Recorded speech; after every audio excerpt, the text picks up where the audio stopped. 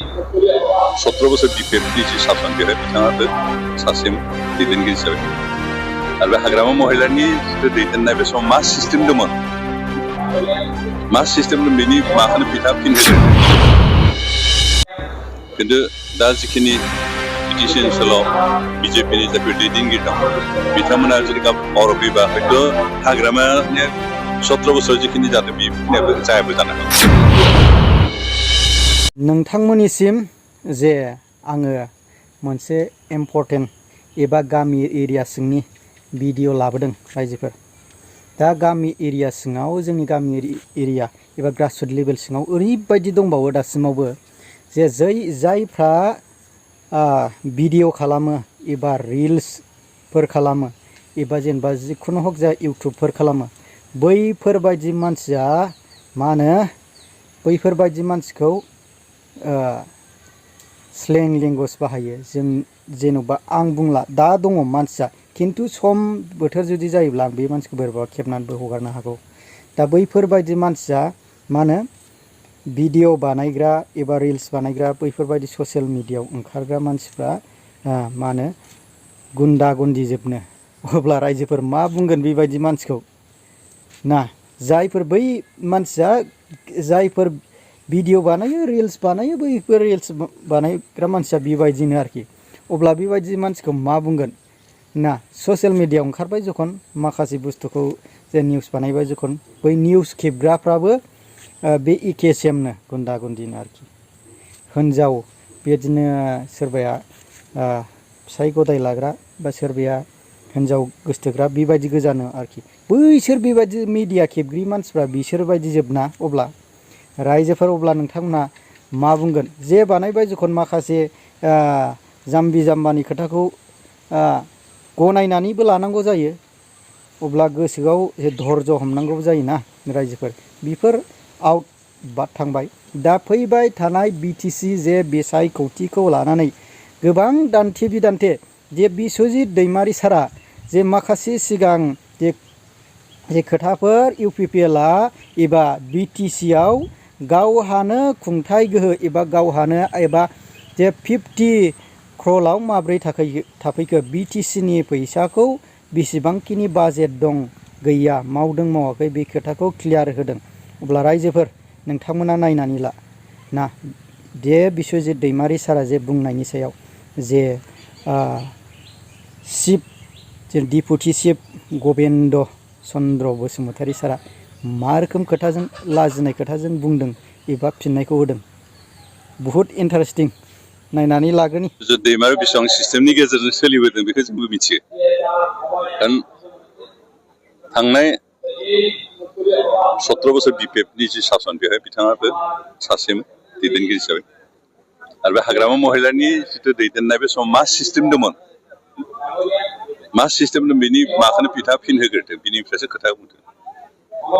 दिनै बिटिआर ओनसोलाव जों बहुत सिस्टेम लाबोना होबाय। कुनु स्किम बा कुनु आसनि जों सिस्टेमनि बाहेरायाव होआ। जोंनि जिखिनि थाखा बाहायनाय बे कुनु सिस्टेमनि बाहेरायाव जों गरसेबो बाहायाखै। जिखिनि आसनि जिखिनि खामानि मावदों जों सिस्टेमनि गेजेरजों मावदों। बेनिखायनो बिस्वजित दैमारि सिस्टेम मानिग्रा मानसि नंखाया। बिथाङा कुनु दिन सिस्टेम मानिया सिस्टेम बुजिया आरो बेखौ सिस्टेमा मा बेखौ बुजियैखौ जानला मानला कमेन्ट होदों। बेनिखायनो बिस्वजित दैमारिनि बुंनायाव जों रावबो मिसलिड जाया। कारण बिथांमोना कुनु सिस्टेम बुजियाखैमोन आरो सिस्टेम बुजिनानै सिस्टेम मानिनानै सोलिग्रा मानसि नंखाया। बेनिखायनो मालाया सिस्टेम मथे खामानि मावनायखौ बिथाङा हयथ' नायनो बानानै बे बाथ्राखौ बुंदों। बिटिसिआव बिजेपिआ फैयोब्लासो बे खामानिखौ मावफुंनो हागोन आरो बिथाङा। दा बिजेपिआ बाहेरायाव थांना बेसेबां खामानि मावदों बेखौ रायजोफ्रा मिथिदों। दा आसामनि रायजोफोरा सेटिसफेक्सन मोनदों ना मोनाखै बेखौ रायजोफोरनो सोंबासो मिथिगोन। कारण थांनाय 10 बोसोर बिजेपिआ सासन खालामबाय। बे 10 बोसोरनि गेजेराव आसामनि रायजोफोरा बेसेबांखिनि सेटिसफेक्सन जादों जाया बेखौ आं बुंनो हाया खिन्थु रायजोफोरनो सोंबासो मिथिगोन। बेनिखायनो गाबोन बिटिसि ओनसोलाव बिजेपिआ फैयोबासो हरसेनि भितरावनो आलाउद्दिन्स मेजिकजों जौगागोन बेखौ जों रावबो साना।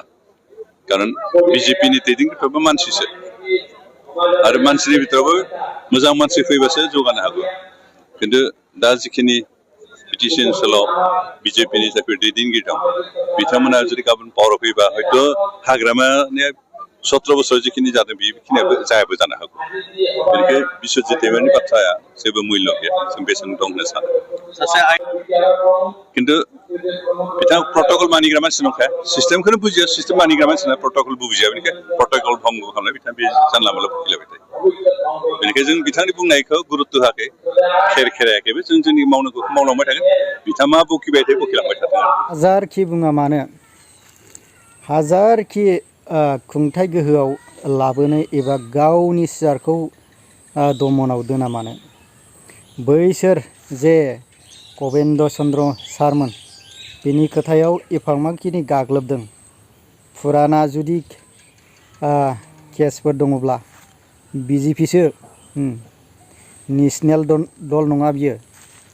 मोनसे बहुद गिदिर राजनितिक फुराना जुदि केसफोर दङब्ला बांद्राय फां फुं खोथाखौ बुंनानै दाला ना बिश्वजित दैमारि सारमोना जे सिगांनिफ्रायनो पलिटिक्सआव आगि गुदि बोरायबोनाय माखासे संबिधाननि खोथाफोर मिथियो माखासे आयेननि खोथाफोरखौ मिथियो माब्रै दानांगौ माब्रै दानाङा दा बैयो स्पक्स पार्सन एबा बुंथिगिरि हिसाबै मा रोखोम रुल्स एन्ड रेगुलेसना दङ दा माखासे नै दा बर'नि जे दैदेनगिरि फाउन्डार NDFBनि जे माखासे रन्जन दैमारि सारखौबो बख'नायनि खोथा बुंखादोंमोन दा निस्सय बिनि आखाइबो दङ जानांगौ मावबाय थानाय दा बेनियावनो माखासे जे BTC सरकारा गावहानो गोहो खुंथाय आरो मावनानै लानाय मावनांगौखौ जुदि बुंनायनि सायाव मा होनो लाजिदों